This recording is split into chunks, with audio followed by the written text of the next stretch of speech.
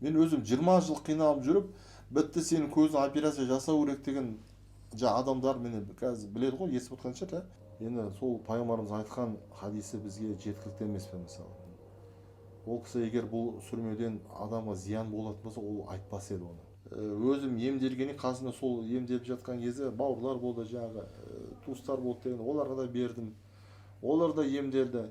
Қазір енді қаншадан беріп жатсыз? Мысалы 10 мен миллиграммды. мына ол кезде мына айтайын, 3 жыл бойы мен бір бағы ұстап келгенмін. Сосын патриот болып қалдым да, енді сол халыққа қол жетімді болсын деген ниетім еді, өзім арзан беріп. Ал енді арманым осыны бүкіл халық көрсе екен, аптекаға кіргізіп жатса, әрине қуанар едім. Мен бір аптекаға кіргізуде бұл проблема қазір мысалы.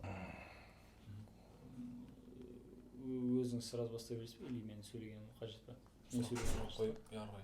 болды. Кесіп саламын, сен сұрағанмын. Болмаса, мен түрімді былай екінші телефонмен бір түсіріп алсам, күшті ғой, кадрда кейін қоя салатын ше. Окей? Сондай да бар ма?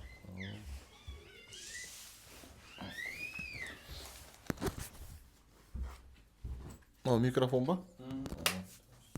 Дұрыс тұр ма?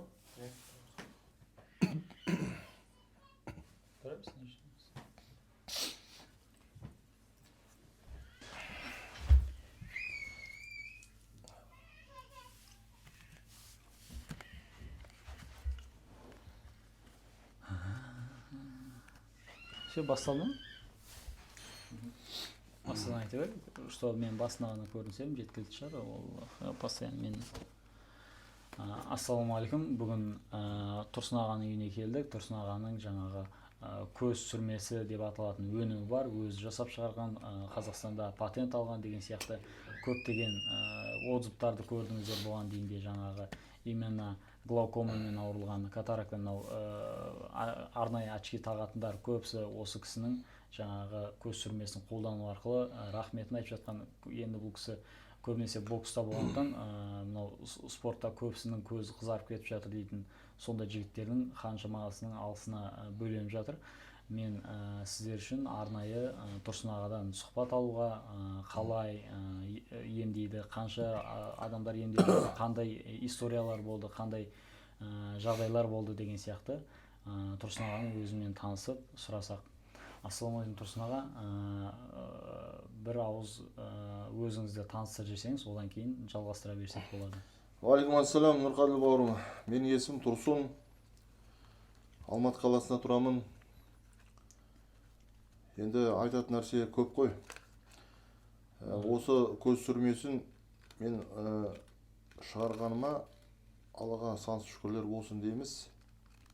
3 жыл болды, қазір 3-ші жыл кетті. Оның алдында өзім жарты жылда емделдім. 2019 жылдан аяғынан бастап 2020 жылға дейін 6-7 ай ішінде мен глаукомамен көздің давлениесі қатты болатын, сол көздің давлениесін емдедім.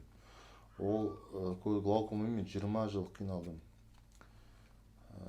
Жас кезімізде спортта жүріп, көптеген зақымдар алдық көзден. Сосын бармаған жеріміз жоқ, бармаған аптекамыз жоқ дегенде арзан дәрісінде, қымбат дәрісінде алып. Содан тамызбағанымыз жоқ. Ешқандай нәтиже жоқ, көз одан сайын құртып. Бәрі уақытша емделеді, ерте қайттан басталады. Бір ай емделіп қалса, екінші ай қайттан басталады. Содан әбден сасудың, көздің сасуды қан тамырларын бар, неше түр дәріні құйып, бітеп тастаған екенмін де, содан зрение жайлап түсе бастады. 4-ке түсті, 5-ке түсті, 5-те әскерде мысалы 5-те 7-ке түсіп кетті. Содан әскерден келгеннен кейін біраз әрекеттер жасадық. Осы көздің кесірінен спортта жүріп, өзім жаңағы тренер болып жұмыс істеп жүрдім. Біраз жарыстарға да қатыса алмадым. Оны жасыратын жоқ, көп жігіттер біледі оны, мен танитын. Әрқашан көз қызарып, глаукомадан өте жаман ауыратын жігіт, кісілер біледі оны, қандай өте қиын ауруда. Оны емделмесең, өзінің тамшылары бар, неше түр аттан, соның біріне азар дейма, соны мен көп тамызып жүрдім.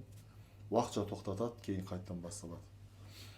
Енді қараңыздар, содан 2008 жылы сонша қиналғаным, мынау дәріні неше түрлі дәріні құя бастағаннан кейін бұл конъюнктивитке айналды.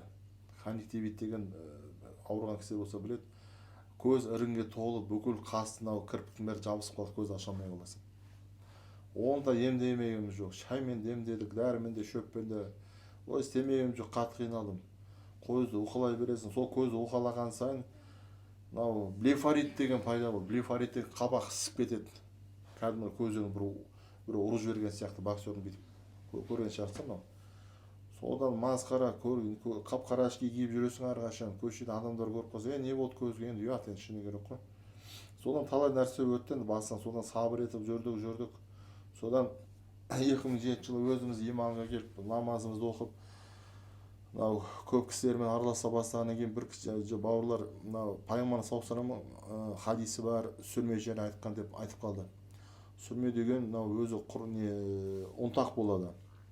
Сүрмені шатастырмаңыздар, көп адамдар әркөшен сұрақ қояды, мынау сүрме болмайды, ол адам денсаулығына зиян, ол радиациясы бар деп.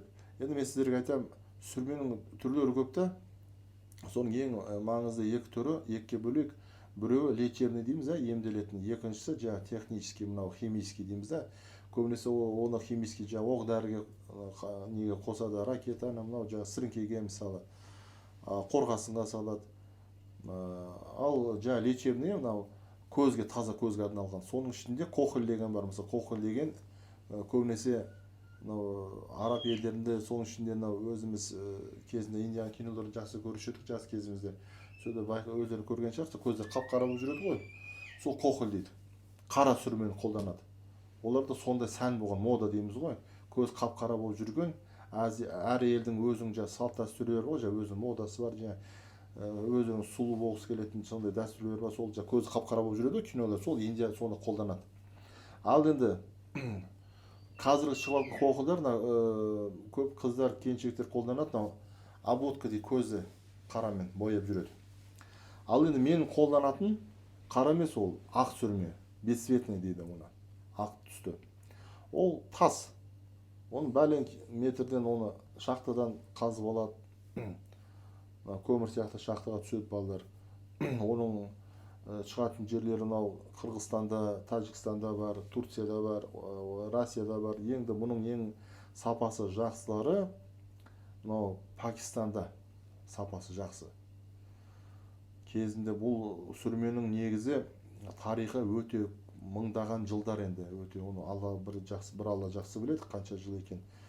Енді соның біреуі мына пайғамбар саллаллаху алейхи вассалам 1000 жыл бұрын хадисін айтып кеткен. Бүкіл көз ауруына жақсы шипа, көз кірпіктерін жақсы өсіреді, қолданыңдар дегенде. Енді сол пайғамбарымыз айтқан хадисі бізге жеткілікті емес пе мысалы. Ол кісі егер бұл сүрмеден адамға зиян болатын болса, ол айтпас еді оны. Өзі қолданған жатар кезде тюбик дейміз ғой, кішкентай ыдысқа салып жүргенің сол порошокты, ұнтақты әр көздің шүштен жағып, сөйтіп демалып ұйықтаған екен ол кісі, көрдіңіздер ме? Ал енді содан міне қаншама мың жылдар өтті. 1,5 жыл өтті, оның алдынғысы айтпай қойдым. Мысалы 1,5 жылдан кейін оның ішінде білгені бар, білмегені көп. Енді мен қатты бұл көздің маман емеспін, профессор емеспін, бір офтальмолог, доктор емеспін. Мен өзім түсінген, өзім басымнан өткенді айтып отырмын да. Сондықтан негативті пікірлер айтып жүрмеңіздер, ертең мынау бүйтіп жатыр, сөйтіп жатыр деп. Содан 2008 жылы мен қысқасын айтайын, жаңағы сүрменің алдында, үйге келіп, жатардың алдында, жаңағы пайғамбардың айтқан хадисіне сүйеніп, 3-3-тен жағып, ұнтақты жатып демалдым. Ертеңгісін тұрып едім, көзім жабысып қалды. Өйткені конъюнктивит болған менде. Глаукомамен қоса конъюнктивит. Кірпігімді аша алмай, әбден ірің деген жақсы тазалауын тазайды екен. Ірің деген масқара шықты. 2 күнде 3 күнде сөйтіп жағып болмады, көшеге шыға алмадым. Жусаң ашиды.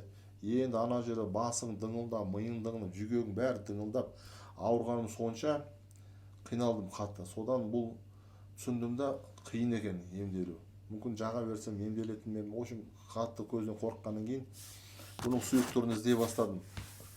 Сол сатып жатқан жігіттерге шығамын, сұйық түрі бар ма? Жоқ, ол кезде интернет қазіргідей дамылмаған. қазыққа барып жатқан, Дубайға барып жатқан жігіттерден сұраймын, ешқайсысы жоқ, оның сұйықтығын көрмедік дейді. Содан өзім жасап көрейін деп, енді мен ешқандай медициналық білімім жоқ. Енді атақты адамдар бұл дүниеде мықты нәрселер жаса, қару болсын, көп дәрмек болсын, шығарған адамдар көбісі мысалы сол саланы, өзінің саласының маманы емес қой, мысалы, дұрыс па? Автоматта Калашников, ол қарапайым токер болған, мысалы, жұмысшы болған. Ал өзің ойлашы, сол Калашников автомат дүниеде ең мықты автомат қазір. Болмаса машинелер, Toyota, Kawasaki деген мотоциклдер, мысалы, олар мықты маман болмаған. Сол сияқты айта берсе көп та. Сол сияқты бізде маман емес, біз қолымызда келгенше жаңағы сүрменің сұйық түрін жасауға тырыстық. Енді араластырмағанымыз жоқ, енді шыны керек. Оның ішінде қоспалар бар, неше түрлі қоспалар. Енді ақырына келгенде зам-замға тоқталдық. Спирт болмайды, мысалы, спирт бізде арам болып, харам болып келеді, мысалы, болмайды. Спиртпен емделмеу керек. Әйші сыртқа жақсан болып, бірақ ішуге болмайды. Көзге табылу болмайды, мысалы, күйдіріп жібереді. В общем, май болмайды, мысалы, майға да араластырып болмады. Ақырына зам-зам тоқталдық, зам-зам ерітіп, Аллаға шүкір, сұйық түрін жасадық. Енді жаңағы свойствосын жасау керек қой ішінде. Порошокта жаққан көз аштады бұл. Тура сондағы сұйығында солай істеу керек. И басқа да араластыратын көп бұның ішінде. Соның бәрін араластырып, ручка қағаз сөйтіп 9 жыл өміріміз кетті Алланың қалауымен. И міне сөйтіп өзім емделдім. Тест дейміз ғой, клинический испытаниені өзіме жасадым. Өзім қыздарыма жасап келатырмын әліге шейін. Аллаға шүкір, 6-7 айдың ішінде мен давление емдедім, көзді, глаукомадан арылдым. Сондықтан өзім емделгеннен қасында сол емделіп жатқан кезде бауырлар болды, жаңағы туыстар болды деген, оларға да бердім. Олар да емделді. Енді менің бір қателігім ол кезде көп адамдар несі жоқ дейді да, мысалы, видео жаңағы отзывтар дейді. Енді мен бізде ондай видео отзыв мен жинамадым, шыны керек қой. Мен білмедім, оны бүкіл Қазақстанға сатам деп ойламадым, шыны керек. Қазір даже біреу емделген адамдарға видео отзыв жаса десең, Нұрқаділ бауырым, енді өзің білесің, көбісі ұялама, мысалы, ұялама, болмаса бүкіл әлемге, бүкіл Қазақстан көріп қойды деп ұялама, білмеймін енді. Мүмкін әркімнің өзінің голосовойлар бар ғой. Голосовой бар, мысалы, жетеді. Енді арасында бар, бірнешеу жаңағы видео отзывты түсірген. Рахмет айтып жатқан адамдар көп. Сонда ұялмау керек. Қорқатын ештеңе жоқ. Мен мысалы, жетеді біз өзімізде кемшілік қателіктер. Жас кезінде істеген қателіктерім көп. Енді оның бәрін қазір адамдар біреу көріп, мынау бүйтіп қалып сөйтіп қалып деп отырса, енді білмеймін, Құдай сақтасын. Мен ол кезде біз басқа болды, қазір басқа мысалы. Сол сияқты адам қателігін қарау керек емес. Тырнақтың астынан кіріздеу қажет жоқ. Адам жақсы жағынан қарайық та, мысалы.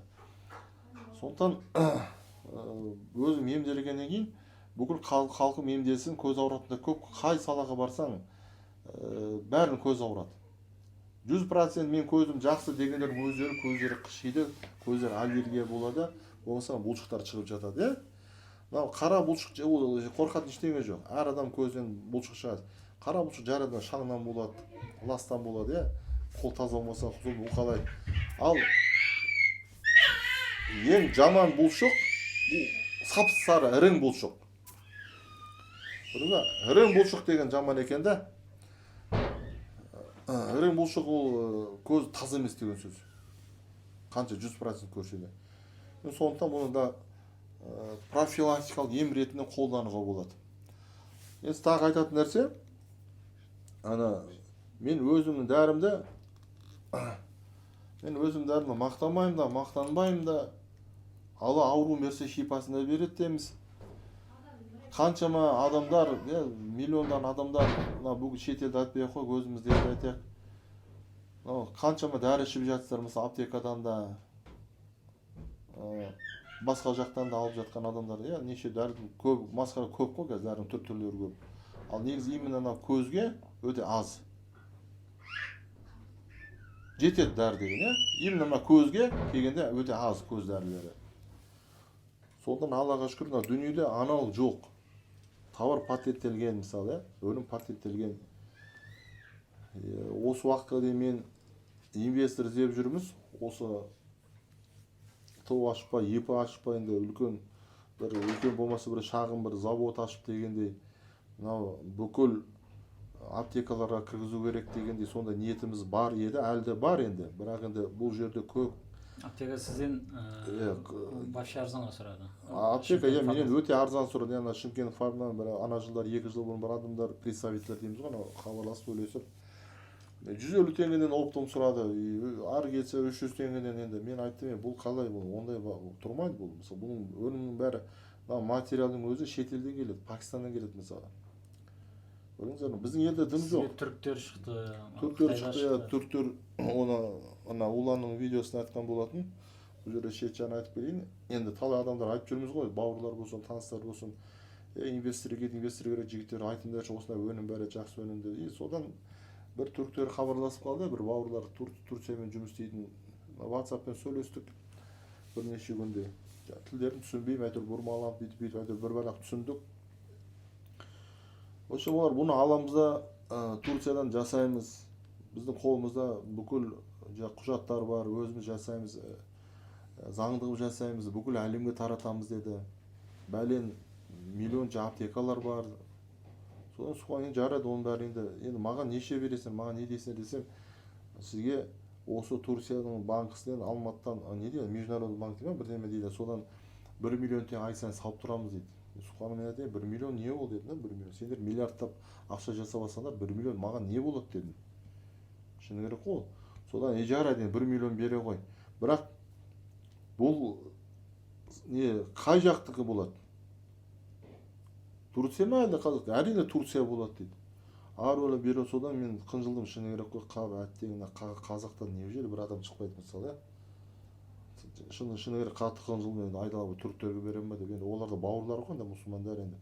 Бір жаман қынжылдым, содан жоқ жігіттер, мен сөйлесе алмаймын деді, бере алмаймын деді.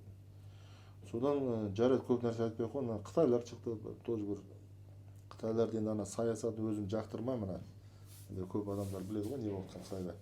Содан айтпай қой, енді өзім жақтырмағаннан кейін Қытайлармен жұмыс істегенге негізі Қытайлар бұндай нәрсені жақсы көреді. Қайқы барса Қытайдың дәрілер қаптап тұрады ғой. Ол типа бермей, онша не бар, бір Алла біледі, мысалы, дұрыс па?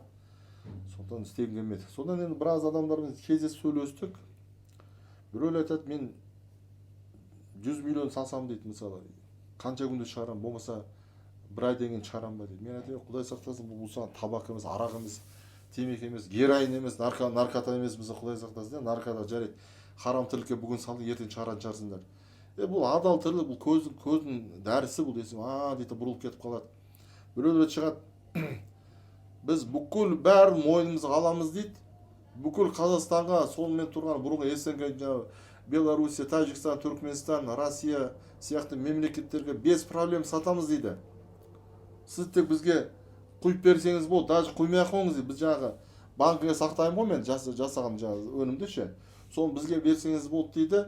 Біз өзіміз құйып аламыз, аппараттарымыз бар дейді. И сізге жаңағы доляны келсеміз, қанша төлейміз, соны келісіп. И сөйтіп мен чуть-чуть кесіп қоя салдым, соны бір бауырымызға өйтіп болмайды кесуге дейді. Құдай сақтасын. Сіз оларға жеткізіп бересіз, ол аяқта бүкіл лабораториясы бар, қолдарында тексереді, бүйтеді, ертең бітті, ассалаумағалейкум, демал деп айтады дейді саған. Рас қой. Біреудің затына олар өздері емденіп алады деген, да, ондай көп қазір, өте көп. Мына патент жасаған Мақсат деген бауырымның өзі маған айтты. Оны әркімге айта бермеңіз деді. Жайлап өзі инвестор өздері шығады деді. Елге танымал дек тоқтама сата берсеңіз, жайлап инвестор өздері шығады деді да. Қазір мұсылманский магазин, діни магазинде де салып жатсыздар. Иә, мынау Алматыда Байсат деген не бар, базар бар. Сонда жаңа мұсылманский ряд дейміз ғой, сөйде көбінесе сөйден алады менен. Енді бұны мен 3 жыл бойы бір баға ұстап келген, баға жағын айтсам. Қазір енді қаншадан беріп жатсыз? Мысалы мен миллиграммды. Иә, мына өгезден айтайын, 3 жыл бойы мен бір баға ұстап келгем. 1600 теңгеден оптың бағаны ұстап келгем да. Иә, алдыңғы Иә. Ал енді қазір енді мынау себестоимость дейміз ғой, мысалы, себестоимость енді мен конкретно ештеңе деп айтпай қоймын, бірақ енді өте аз түседі маған. Өйткені мен өзім енді халықтың адамы болғаннан кейін, спортта бәлен жыл жүргеннен кейін патриот дейміз ғой, патриот болып қалдым да, енді сол халыққа қол жетімді болсын деген ниетім еді, өзім арзан беріп, бүкіл халық көрсін деп. Ал енді бұны менен алады, мысалы 1600 оптым сатып алады да, 100-ін алады, 200-ін алады, мысалы 500-ін алады. Олар өздері қымбат қылып сатады.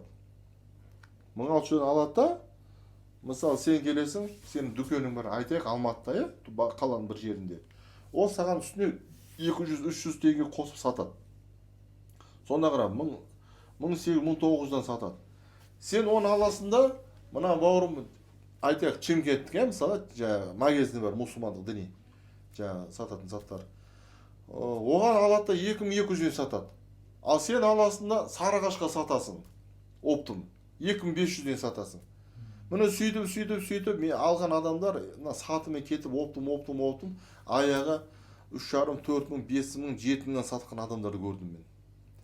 Ана осыдан 3 жыл бұрын мысалы Brilliant Life деген компания менен мысалы 3000 данасын алып 15 мыңнан сатқан. Міне Аллах қой 15 мыңнан сатқан алған адамдар біледі.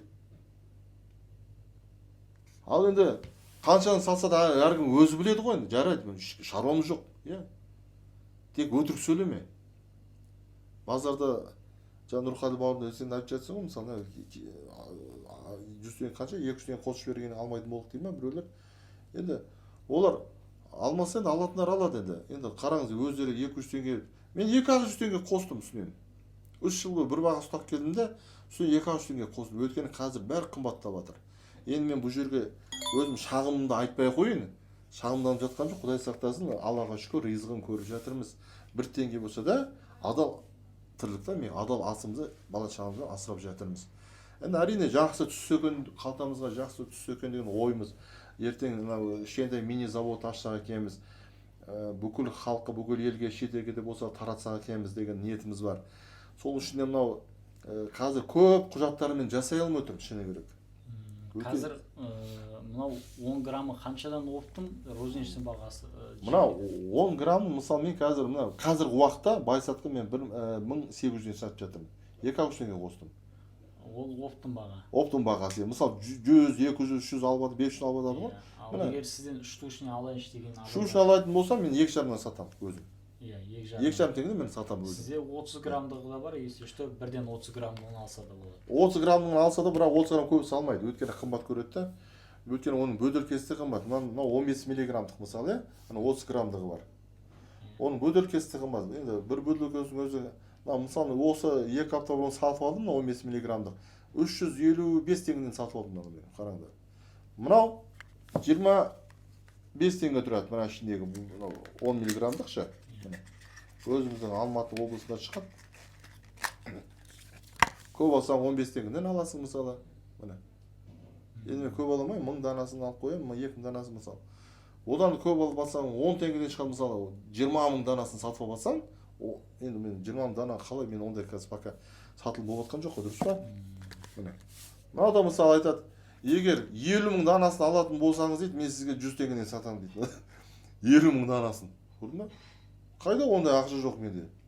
Сондықтан осы мен 350 данасын сатып алдым, 355 теңгеден, міне. Қараңыздар, интернетте мен ешкімге ақталмаймын. Құдай сақтасын, біреулер, қазақта білесіздер ғой, Нұрқали бауырым мысалы, арзан сатсаң да жақпайсың, қымбат сатсаң да жақпайсың, иә. Арзан сатып алсаң, мынау арзан, значит, ол нашар, бірдеңе Қытайдікі ма, бірдеңе ойлайды да. Қымбат сатсаң, мынау не қымбат, халыққа қол жетімді сатпайсыңдар ма дейді мысалы. Мен арзанды қымбаттырақ ойлап отқан, мен қазір менің бар арманым бүкіл ел танаса деген арманым да. Бүкіл қиналып жүрген кісілер, үлкені болсын, жасы болсын, қариясы болсын, көз ауруынан жаңағы неше түрі шипа болып жатыр бұл жақ. Мен тағы да айтамын, мақтамаймын да, мақтанбаймын, мен ешкімге жаңағы гарантия бермеймін. Құдай сақтасын, Алла ауру беріп шипасынан береді. Мен сондай адаммын өзім. Мен өзім 20 жыл қиналып жүріп, бітті сенің көзін операция жасау керек деген адамдар мені қазір біледі ғой, естіп отқан шығар, міне. $10,000 сұрады, соңғы 2012 $10,000 бар ма деді, операция жасамаса болмайды, ертең соқыр боласың деді.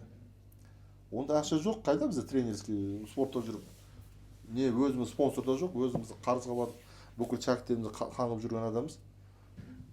Залдың арендасын төлеп дегендей. Міне, әлгі үшін квартира тұрамын мен мысалы, шын керек қой. Ал енді арманым осыны бүкіл халық көрсе екен, аптекаға кіргізіп жатса, әрине қуанар еді. Мен бір аптекаға кіргізуімде бұл проблема қазір мысалы. талай адамдарға шықтым. Мына глаз институт дейміз ғой. Соның бір представительтерімен сөйлесіп көрдім. 45 миллион теңге менен сұрады мысалы. 45 миллион теңге. Бір жылдан 2 жыл, 3 жылға дейін тосасың дейді. Соның үшін сен сату құқығың жоқ дейді. 45 миллион теңгені аламыз дейді. Өзіміз анализ жасаймыз, клинический испа бір бәле анау тест очень көп та енді. Соны әбден өткеннен кейін еще анау рұқсат берсе добро дейді ғой. Орысша сөйлейтін өзі добро берсе, сол кезде ғана біз бұны қолға ала аламыз дейді да. Ал егер добро бермесе деймін да, сонда 45 миллион кетеді екен, ұшып кетеді екен, көрдің да? Құдай сақтасын. Мен сонда айтамын да, сонда не, мынау аптекада сатып жатқан көп дәрілердің бәрі сонда 45 миллионнан 50 миллион төлеп жатыр ма не? Өздерің ойлаңдар, ол ақылға сыймайтын нәрсе ғой, ақылға сыймайтын. Қанша көздің дәрісі бар, қанша ішке кетіп жатқан дәрі бар, олар ондай ақша төлемепті де ғой, мен кәкез айтамын. Өтірік әңгіме, оның бәрі бар ғой.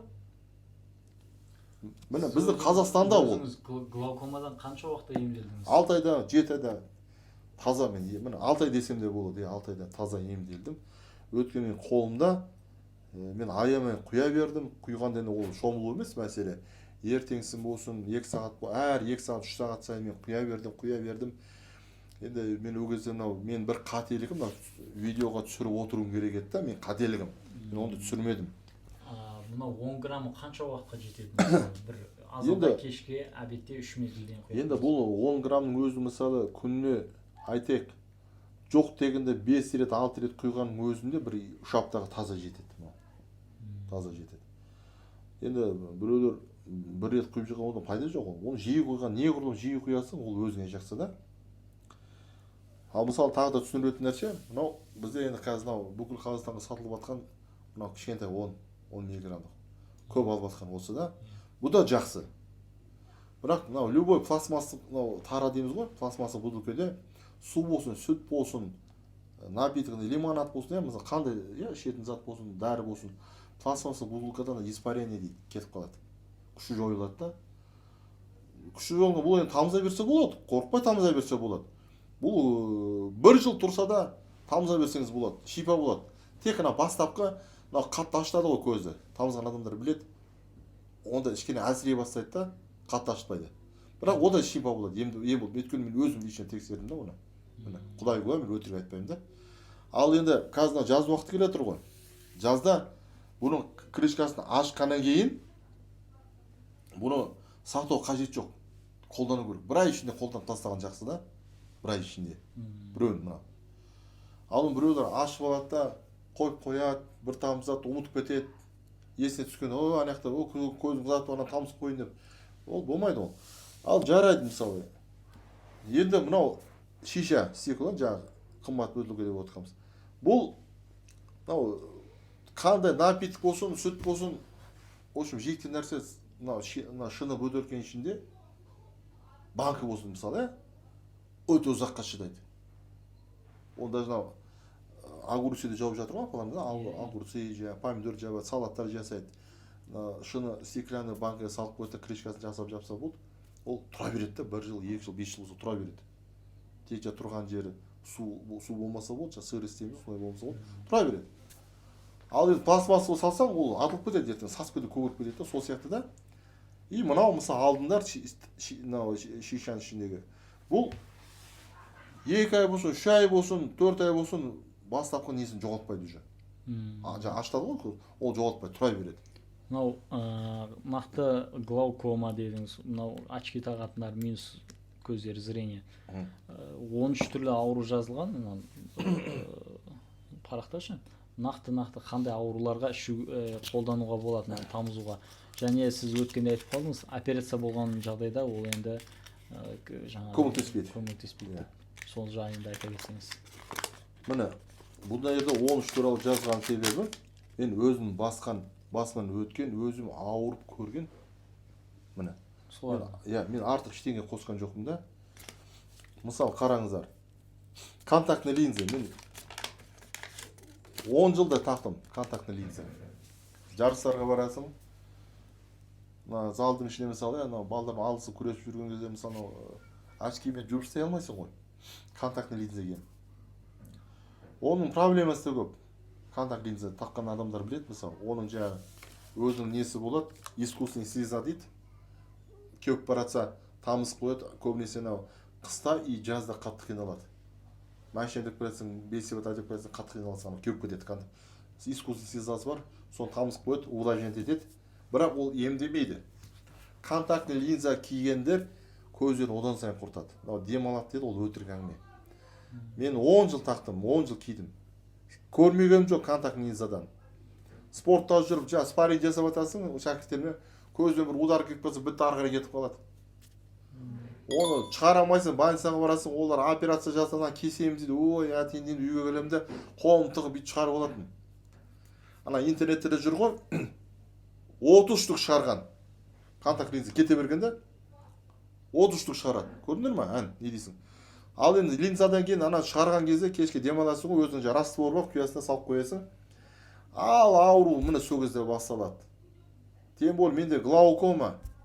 Бүкіл ауру көзде. Ана шешкеннен кейін ух деп демаласың, бірақ демалғандай болмайсың. Бүкіл енді көзім бар, нерв жүйкем бар. Ұйқыңда быт шыт енді шыны керек қой. Бүкіл ауырып шығасың, таңатқанша ауырып шығасың. Міне, сүрме. Аллаға шүкір, мен мақтамаймын. Контактный линза тағатындар, линза шешкеннен кейін сүрме тамсандар, бүкіл дезинфекция жасайды, тазартады, көзді ағартады. Мынаның құрамында айтып отырмын ғой, замзам мысалы, замзамның бәлем бүкіл дүниеде қандай витаминдер, соның бәрі замның ішінде бар. Бұны интернеттен, ютубтан көрсеңдер болады.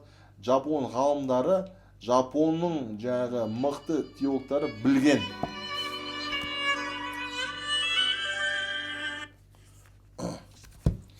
Осы замзамды жапондар мықты зерттегенде, соның ішінде фторид деген мықты бар дейді да, минерал, элемент. Фторид деген бүкіл көздің, көз болсын, іш болсын тазалайтын нәрсе екен да, сондай. Ал енді қараңыздар. Контактный линза түсініңіздер кетті мысалы, оны айта берсек уақытында жетпей қалады. Соң жаңағы здоровый глаза, көз ауырмайтын, мен көзім 100% көретін, мен 10 айтып кеттім баны, шет жағасын. Тамызу керек, профилактика ретінде қолдану керек та. Сосын астигматизм деген, миопический, гиперметропический дейді да, алысты көрмейді, жақынды көрмейді. Близорукость дейміз, дальнозоркость дейміз, мысалы. Міне, менікі жаңағы близорукость болды. Қатты қиналдым мен масқа. 5-7-ге түсіп кеткен зрение. Енді оны мен өтірік сөйлеп отқан жоқ, Құдай сақтасын өтірік сөйлеуден. Айтып отырмын, әттең мен түсінбедім, мен осындай жағдай жететінді білмедім. Видео болмаса неміз документальный көрсетіп сақтай беруім керек кезінде. Қазір мен зрением Аллаға шүкір, екі көзім екі өртір, бір көзім баядан бір жарысы айналып кетіп, содан -4 қазір мына көзім 3,5, сол көзім міне. Қисықта бір көзім кішкене.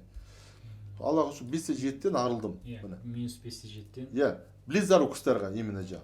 Енді плюстерге. Плюстер алысты көреді, бірақ жақынды көрмейді. Олар мысалы очки тағады ғой, кішкентай әріптер көрмейді, очки тағады. Мен тағы да айтамын, мен қатты бір мықты офтальмолог емеспін, профессор емеспін, дәрігерлер терминдерді жақсы біледі, андай мұндай деп дәрігер тілмен мықты түсіндіреді, мықты айтады. Бірақ қарапайым халық оны біле бермейді. Мен де мысалы түсінбеймін. Мен ұланның видеосына бір айтып қалды, ұлан күліп, дәрігер көп тыңдай берсе инвалид боласың деп тағы да айтамын сіздерге, айып етпесін, дәрігерлер арасында өз араласушы достарымыз да бар. Оларды біледі. Айтады, мына бітті, сітті, осы бітті, ертең өлдің, сен жасау керек, операция бітті. Ақша тап. Ал емдеудің сан алуан түрлері көп та. Пайғамбар саллаллаху алейхи не деген? Ауырған адамға сұраңдар дейді да. Сұраған аурудың шипасын табады дейді. Көмегін, сұраңдар дейді. Ал енді қазір ютубқа кірсең, бәлен, көп қаптық, интернет кірсең, масқара көп. Мен де сондай болғам. Әргі шей қараймын, шын керек қой. Біреу әркім өзінікін жаңағы айтады, өзінікін ұсынады. Мен бұлай емдегім, бұлай істегенде, біреу айтады, ана дәріні тамызы, біреу ана, ой, көп, басы айналып кетеді. Мен соның бәрін тыңдап кезінде, өте қатты қиналатым. Ал енді міне, тағы да айтамын, шешім міне, Аллаға шүкір. Мақтамай тағы да дұрыс түсініңіздер, өте жақсы көмектеседі. Содан конъюнктивит, жаңа айтып кеттім, ірің тазалайды, бүкіл іріңді жоқ қылып жібереді. Өзім емделдім, міне Құдай куә, Содан блефарит айтып кеттім бана базы қабақ сып кетеді. Оны айттым. Sonra катаракта. Катаракта мынау көбінесе спортпен шұғылданған жігіттерде көбінесе мынау қарияларда кездеседі да, қазір кішкентай балаларда кездесіп жатыр катаракта. Құдай сақтасын, өте жаман ауру да ол катаракта деген, ол соқырлық аппарат. Көбісі анау апарып операция жасап, глазный хрусталик деймін, соны алып тастап жатыр да. Ал оны алғаннан бітті, көз емделмей ешқашан. Сондықтан ютубта қарасаңдар, бүкіл катаракта былай емдеу, былай оның бәрі жарайды, иә. Ең жақсы ем, мен тағы да айтамын, сүрме тамыза беру керек. Гимнастика жасау керек. Катарактың өзінің жаңағы жолдары бар. Мысалы, ашты жемеу керек, тәтті жемеу керек деген сияқты. Аллергия, көз ауруының аллергиясы неден болады мысалы? Адамдар тәтті көп жегендіктен бүкіл денеде иммунитет түсіп кетеді, тәттіні көп жесең. Мына көздің де иммунитеті бар. Мен оны өзім түсіндім міне. Көздің иммунитетті бөлек екен да. Тәтті жемеу керек. Мына емделіп жатқан адам тәтті жемеу керек, қатты жемеу керек. Енді қатты болмай жатсаң, мынандай хурма же, хурма да тәтті, бірақ бұдан сен ешқандай ерте қан ауруымен ауырмайсың, болмаса диатез болмайсың, стоматит болмайды балалар мысалы, хурма жақсы, міне. Мынандай тәттіні жемеу керек, міне. Жарай біреуін жедің, мейлі. Ал біреуін жемейтін адамдар 1 килограмм жеп қоятын, жарты килосын бірақ жеп қояды, дұрыс па? Иммунитет түсіріп тастайды. Көз иммунитетін тем более түсіріп тастайды. Көз ауыратындарға томатный сол ішпеу керек. Арбуз мына келатырғанда жазды, мысалы, қарбуз, иә. Именно аллергия, не только көз, аллергия жағы қиналып жүрген адамдар айтам, арбуз жеуге болмайды. Мен өзім зерттедім да. Енді әрине қалай жемейсің, сағынасың, шөлдеп тұрасың, тойып жегің келеді. Арбуздың бәрі таза емес қазір. Бәрі химия. Жарай біреу таза арбуз болса, онда жолдары бар, қалай. Арбуз жаңағы жердің алдында мысалы 200-300 грамм жаңағы ыстықтай сусыз жерген жақсы да. Оны ешкім ішпейді ғой, мысалы. Жемейді, дұрыс па? Қойды оны. Не, кайфтың бәрі бұзасын дейді ғой, мысалы, дұрыс па? Сол сияқты көз, тәттіні азайту керек. Сосын айтып жатырмыз ғой. Катаракта, Катаракта көз жаңағы операция жасағаннан кейін мынау тамызу қажет жоқ. Хрусталик алып тастайды ғой. Бітті, ешқандай ем болмайды. Ал операция жасамай жатып тамызуға болады. Енді мен оны гарант бермеймін, тағы да айтамын, өйткені біреуге жағады, біреуге жақпайды дегендей. Мен айтып тұрмын, басында мен 6 ай деген оңай, ол аз уақыт емес мысалы, ол қандай мен үміттендім, Алладан күнде сұраймын. Тамыза бердім, Аллаға шүкір, бірінші күн, екінші күндер болмады, үшінші күн, 1 апта өтті, 2 апта өтті, сол қалпы шаршамай тамыза бердім, мен Аллаға шүкір, мен алдарыңызда отырмын, көзім конъюнктиві нәрсені мен міне 3 жылдан аса қазір білмеймін екенін. Блефарит деген жоқ, қабақтан безіп кететін менде. Көз астын бәрі томпайып кететін. Аллаға шүкір, міне 3,5 жыл болды, мен қазір линза тақпаймын, мүлдем жақындамаймын контакт линзаға. Осы уақыттың ішінде мен әлі шейін тамызып жүрмін, профилактика ретінде қолымда ғой, мен енді аямай құям. Күніне мына жоқ дегенде мен 5 рет 6 рет құям, күніне жоқ дегенде. Сондықтан аямай құйыңыздар. Содан кейін тағы айтатын нәрсе. Косметика для глаз дейміз мысалы, көп әйелдердің көздері ауырады, қышиды. Мен өзім қарындасым, таныс қыздар бар мысалы, шәкірттер болды. Өзім әйел мысалы боянады ғой. Қазір боянып жатқан бәрі Қытайдың дәрісі, Қытайдың краскалары бір алла біледі, неден істеп жатқан дұрыс, бәрі аллергия береді. Көзі қызартады, көзі құртады мысалы. Бояндың ба, көзі 100% көріп тұрса да мысалы, анам кешке өшіріп атады, өзінің жеткістері ғой, білмеймін қалай аталады, бүйтіп мақтаға жағып өшіріп атады ғой. Ол өшіргенде сен красканы өшіріп, ашындегі инфекция бәрі қалады мысалы. Міне, тамызу керек. Профилактика ретінде бүкіл көзді тазалап береді. 1 минут, 2 минуттың ішінде тазалап береді. Одан да ерте тазалайды. Соны тағы айтатын нәрсе, қазір татуаждарды енді оны мен әрине өзім жақтыра бермеймін енді. Бұл негізі мұсылмандарға харам нәрсе ғой.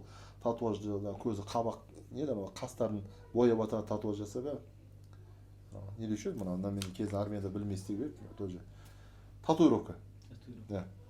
Енді жарайды, одан да алып жатқан қыздар бар менде мысалы, өзім көмекшілерімнен алып жатқан қыздар бар. Жақсы көмектеседі дейді, аға дейді. Жақсы көмектеседі, өйткені татуаж жасап жатамыз дейді. Мынау көз аллергия береді ғой көп адамдар әйелдерге. Тамыз жібереміз дейді, мынау тез бастан өтеді дейді да, сосудтағы. Көрдіңіз бе? Сондықтан тамызғандар. Сондықтан мынау ең маңызды нәрсе бұл жерде айтатын. Интернет қазір бар, Аллаға шүкір, қай ауылға барсан да, қай жерге барсан да, бәрі қолына телефон түспейді, иә? Кішкентай болсын, үлкені болсын. Бәрін көретіні кино, жағы Инстаграм желілер, иә, көбі TikTok, өңше Facebook, көп енді, өзімізді қолданамыз ғой енді. Мынау адам телефонға бір отырғаннан кейін, қазір мысалы кешке 7-те отырсаң, үндемей кіріп кететін болсаң, ішіне барлығына қай жерде сенің аккаунтың бар, Инстаграм болсын, TikTok болсын, Facebook болсын, сен бәрін кіріп шығады адамдар. Біреу достық предлагать ететін болса, біреу лайк қояды дегенде, біреу анау жаңалық. Соның бәрін көріп шығады, үй қарасаң сағат 1 болады түнгі. Сонда 4-5 сағат телефонға кетіп қалады екен адамның өмірі.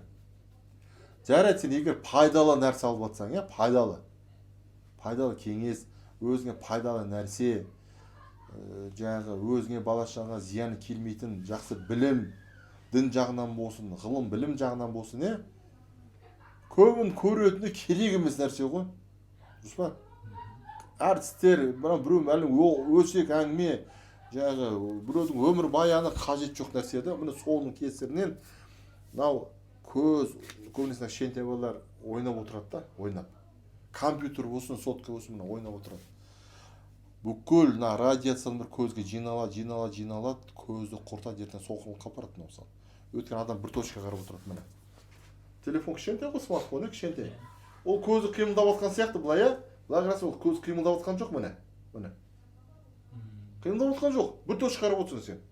Соның кесірінен сенің мынау бұлшық еттерің көздің, мынау мышцы дейді да. Оны дәрігер өздері айтады, мышцы сен жұмыс істемейді дейді. Бұлшық еттер жұмыс істемейді дейді. Сосудтар, қан, бәлі миллиард сосуд бар көзде, жарылып кетеді дейді. Ісіп кетеді дейді да. То есть анау воспринимать етпейді де, қабылдамайды. Тем более жарық көзге ұрып жатқан бәлен цвет ішінде, мынау далаға шығып, мынау Алланың берген мынау бояуларына ол тұрмайды да мысалы. Телефонда цвет бар, ол көзді құртады. Далаға шықтың жасыл, көк қыл, сен оны жақсы қабылдайсың. Ал телефондағы бояулар қабылдамайсың сен. Әдемі көрінеді, алдамшы да ол.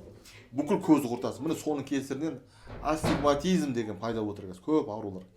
Цветті айырамайды қазір адамдар көбісі. Кішкентай балалардан басталады. Соны мынау қандай цветтесі туп етеді, білмей тұрады, голубой емес, ол көк дейді мысалы. Міне. Сол сияқты бір точка бар, білмейді, ренжіме. Сондықтан мына бір точканы қарап отырмау үшін алдында мына сүрмені тамыздың, сотка көру, болмаса компьютерде, сотка міне тамыздың көзге ерінбей, бір капля, екі каплядан болсын. Жақсап, басыңды бұлай жатқызына гимнастика жаса жіберді, міне. Көре бер. Ол мәселе, сүрмен тамыз қойып, тағатқаншы көру емес мәселе, көз, ішіне дезинфекция тазалап отырады да. Айта бер бауырым, қандай сұрағың бар? Сұрақ болғанда біраз нәрсе айтып қойдық, видео 1 сағатқа жетіп қалған шығар. Сізден қалай ала алады? Мынау жаңа оптым 1800-ден 103-тен жоғары болса, жеке 2,5 теңгеден. Соны сізден адресіңіз или номеріңіз бересіз, сізге қалай хабарласады? Міне, былай істесек болады. Мен енді қазір өте қолым бос емес, енді шыны керек қой, мына жұмысы өте ауыр, бұны дайындауның басқа да жұмыстары бар енді. Жас бала емеспін, 50-ге келдім қазір міне. Өте қиын енді қазір маған жұмыс істеу, ана жылы кішкене білінбеуші еді. Сондықтан былай істейік. Осы видеоны көргеннен кейін көп сұрақтар мен түседі деп ойлаймын да, туындайды көп сұрақтар. Оны кім Нұрқаділ бауырым маған жекеме жіберіп отырады, жаңағы осы қалай осы деп, мысалы қиын болмаса.